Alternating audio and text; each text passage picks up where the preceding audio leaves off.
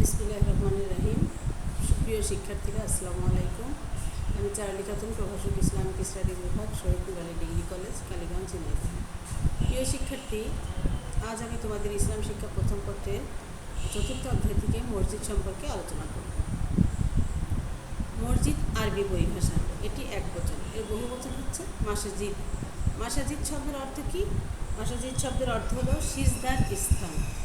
সালাতে সিজদা ছাড়াও কিন্তু রুকু, তাশাহুদ অনেক কিছু করা হয়, কিন্তু এই এত কিছু থাকা সত্ত্বেও সিজদা মানে শব্দটার সাথে কেন মিলিয়ে মসজিদটা রাখা হলো, মানে সিজদা থেকেই কেন মসজিদের উৎপত্তি হলো?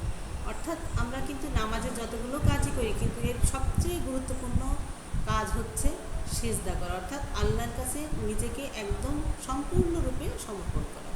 আর এই কাজটা আমরা মসজিদে, যেহেতু আমাদের সালাত আদায়ের স্থান, সুতরাং যেহেতু আমরা মসজিদে এটা করে থাকি, সেজন্য এই সিজদার এই স্থান থেকেই মসজিদ শব্দটির উৎপত্তি হয়েছে। সিজদার থেকেই মসজিদের নামকরণ করা হয়েছে।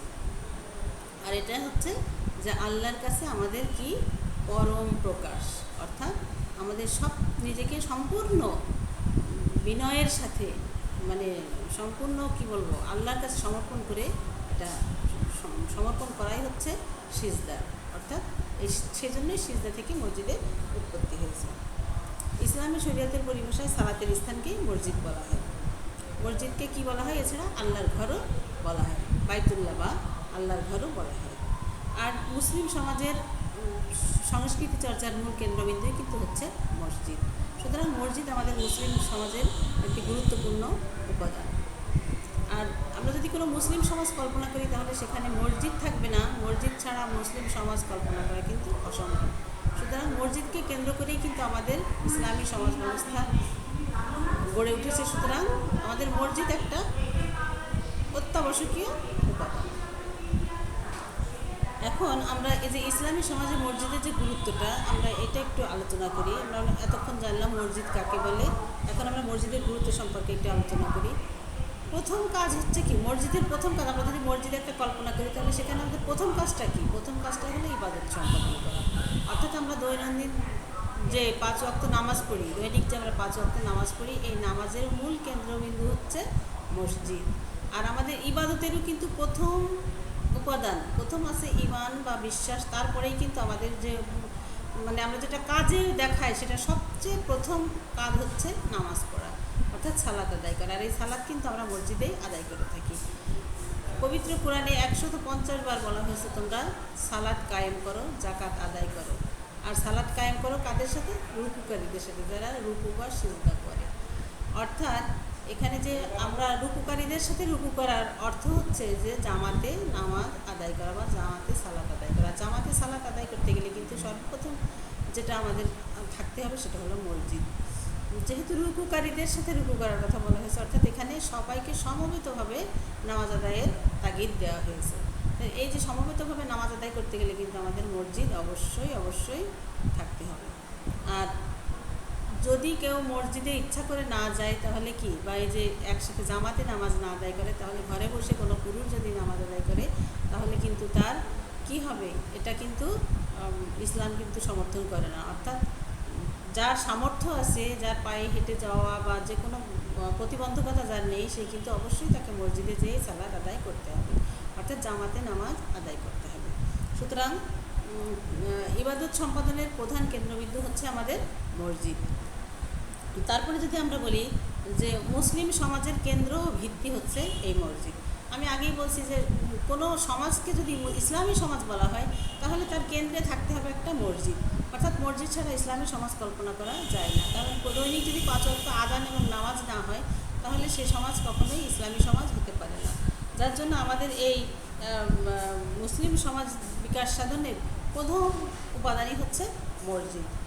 পবিত্রতার প্রেরণা, আসলে আমরা মসজিদ থেকেই কিন্তু পবিত্রতার প্রেরণাটা পাই। কেননা আমরা জানি যে মসজিদে অপবিত্র অবস্থায় প্রবেশ করা যায় না। তাহলে মসজিদে যেতে গেলে আমাকে কিছু শর্ত অবশ্যই পালন করতে হবে। সেটার প্রথম শর্তটা হচ্ছে আমাকে কি করতে হবে? মসজিদে যাওয়ার আগে অজু করে পাক সাফ হতে হবে। গোসলের প্রয়োজন হলে গোসল করতে হবে, আর অজুর প্রয়োজন তো অবশ্যই আছে, অজু করতে হবে। তাহলে পাক সাফ হয়ে পবিত্র হয়ে তারপরে কিন্তু আমাকে মসজিদে প্রবেশ করতে হচ্ছে। সুতরাং এই যে পবিত্রতার শিক্ষা কিন্তু আমাকে মসজিদ প্রথমেই দিয়ে দিচ্ছে। অর্থাৎ পবিত্রতার ছাড়া মসজিদে প্রবেশ করা যায় না।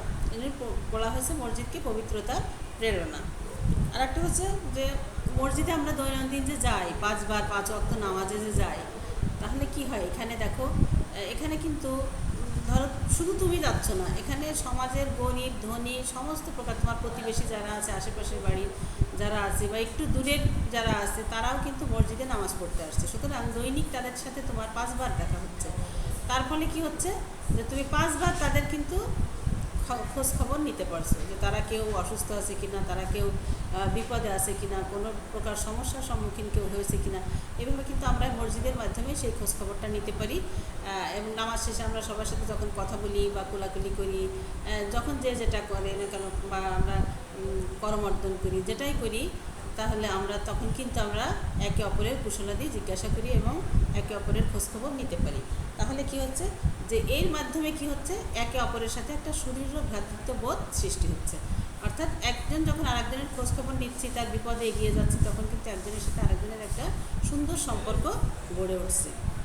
এইভাবে মসজিদ আমাদের কি করে, যে ভ্রাতৃত্ববোধের উন্মেষ ঘটায়।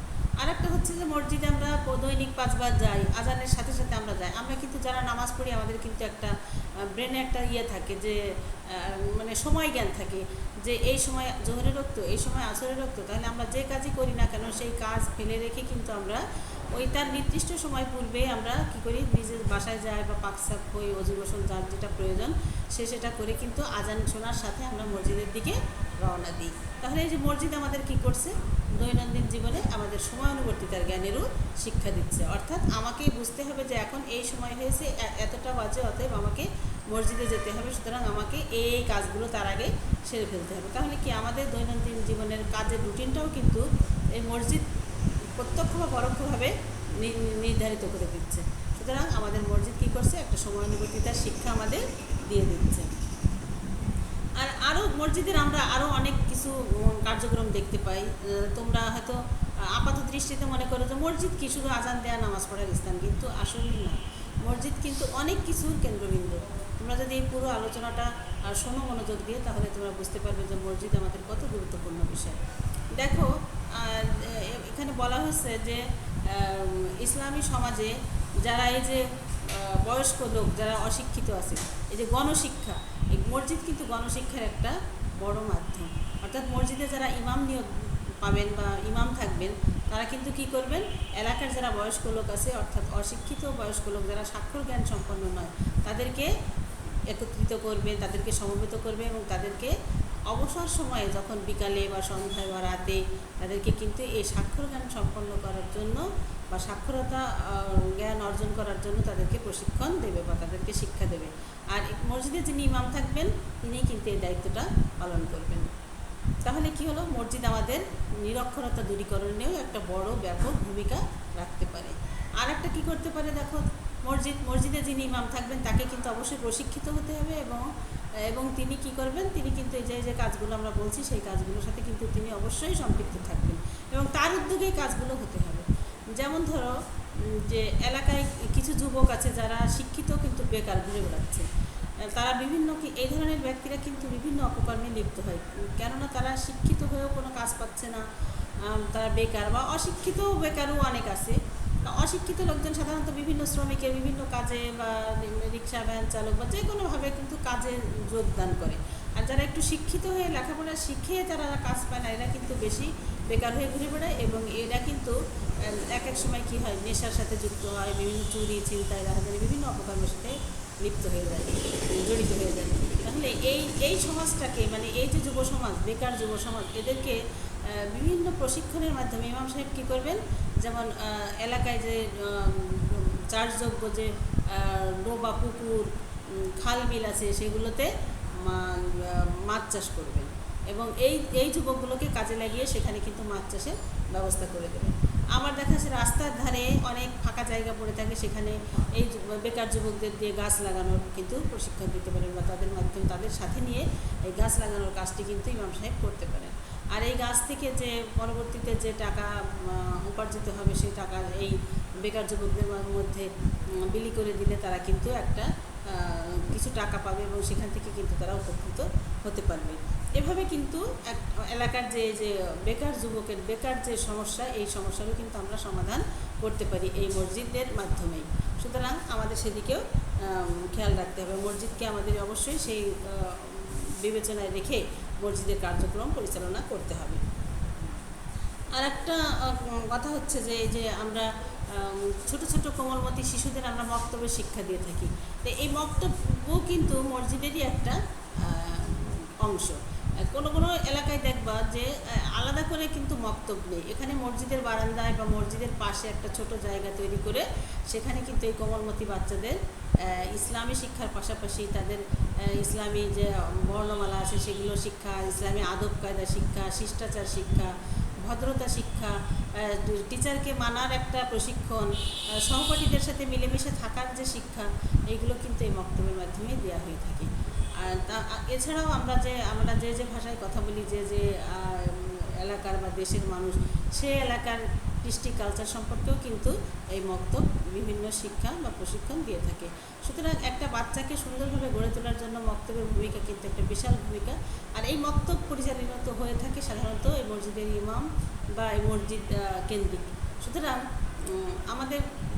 আমরা কি দেখলাম যে আমাদের সমাজের প্রত্যেকটা ক্ষেত্রে কিন্তু আমরা এই মসজিদের ভূমিকা লক্ষ্য করছি। অর্থাৎ মক্তব শিক্ষার ক্ষেত্রে আমাদের মসজিদের ভূমিকা গুরুত্বপূর্ণ বা অপরিসীম। রাসূল সাল্লাল্লাহু আলাইহি ওয়াসাল্লামের দৃষ্টান্ত যদি আমরা খেয়াল করি তাহলে দেখব কি, গণশিক্ষা কার্যক্রম পরিচালনা, নিরক্ষরতা দূরীকরণে মসজিদের কার্যকরভাবে ব্যবহারের সর্বাধিক সফল দৃষ্টান্ত রেখেছিলেন মহানবী সাল্লাল্লাহু আলাইহি ওয়াসাল্লাম নিজেই। তিনি দক্ষ জনশক্তি গড়ে তোলার জন্য মসজিদে নববীকে সাধারণ মানুষের জন্য কী করেছেন, শিক্ষালয় ও আবাসিক গণশিক্ষা কেন্দ্রে পরিণত করেছিলেন। তাহলে কি, যে আমরা যে শিক্ষা রাসূল সাল্লাল্লাহু আলাইহি ওয়াসাল্লাম দিয়ে গেছেন আমরা যদি সেটা নিজেদের মাঝে ধারণ করি, লালন করি, তাহলে কি হবে, আমাদের সমাজ কিন্তু একটা সুন্দর সমাজ গঠন হবে। সুতরাং মসজিদ যে আমাদের জীবনের একটা গুরুত্বপূর্ণ পার্ট এবং আমাদের দৈনন্দিন জীবনে যে গুরুত্বপূর্ণ ভূমিকা রাখে সর্বক্ষেত্রে, সেটা কিন্তু আমরা এতক্ষণ আলোচনায় দেখলাম। প্রিয় শিক্ষার্থী, আশা করি তোমরা আমার আলোচনা বুঝতে পেরেছো এবং সেই অনুযায়ী নিজেরা আমল করার চেষ্টা করবে। অর্থাৎ তোমরা মসজিদে যাবে, নামাজ কালাম পড়বে এবং মসজিদ থেকে আমি যে কথাগুলো বললাম, যেমন সময় অনুবর্তিতার জ্ঞান, নিয়ম অনুবর্তিতার জ্ঞান, ইমাম বা শিক্ষকের আদেশ মানার যে একটা জ্ঞান, এখান থেকে কিন্তু আমরা পেয়ে থাকি। আবার এখান থেকে আমরা প্রতিবেশীর প্রতি বা এলাকার সমাজের মানুষের প্রতি যে আমাদের দায়িত্ব কর্তব্য বা তাদের সাথে একটা ভ্রাতৃত্ব বোধের সৃষ্টি, সেটাও কিন্তু আমরা মসজিদের মাধ্যমেই করে থাকি, পেয়ে থাকি। সুতরাং প্রিয় শিক্ষার্থী, তোমরা আশা করি আমার আলোচনা বুঝতে পেরেছো এবং তোমরা নিজেদের জীবনেও এটা বাস্তবে প্রয়োগ করার চেষ্টা করবে। দেখবে যে আমাদের জীবন কী হবে, সুন্দর ও সুখময় হয়ে উঠবে। প্রিয় শিক্ষার্থী, আজ এ পর্যন্তই।